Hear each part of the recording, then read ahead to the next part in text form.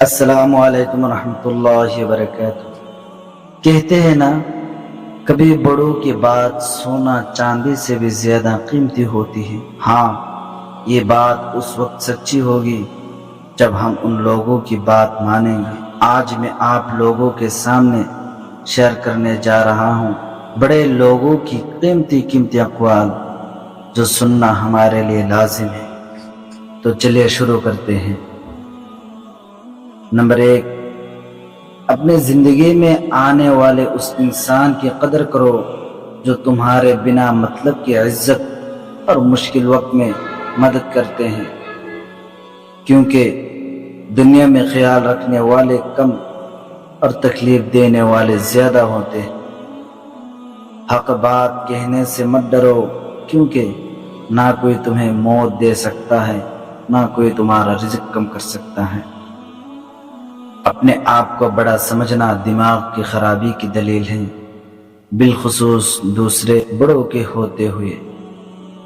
لوگ امام کے پیچھے نماز تو کم پڑھتے ہیں، لیکن پیچھے زیادہ پڑے رہتے ہیں۔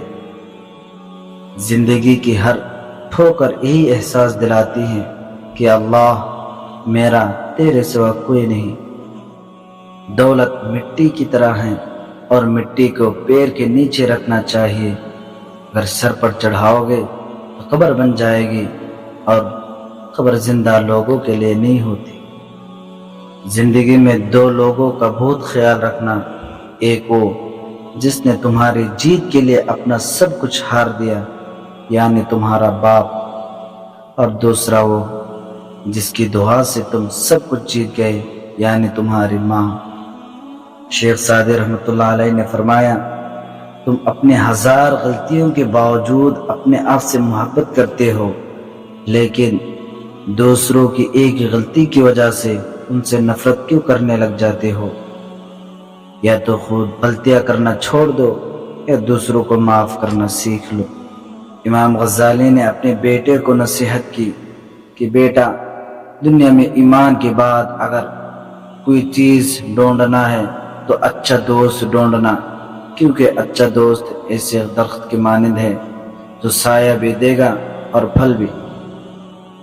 اپنی زندگی میں ایسے دوست کو شامل کرو جو آئینہ اور سایہ بن کر آپ کے ساتھ رہے، کیونکہ آئینہ جھوٹ نہیں بولتا اور سایہ ساتھ نہیں چھوڑتا۔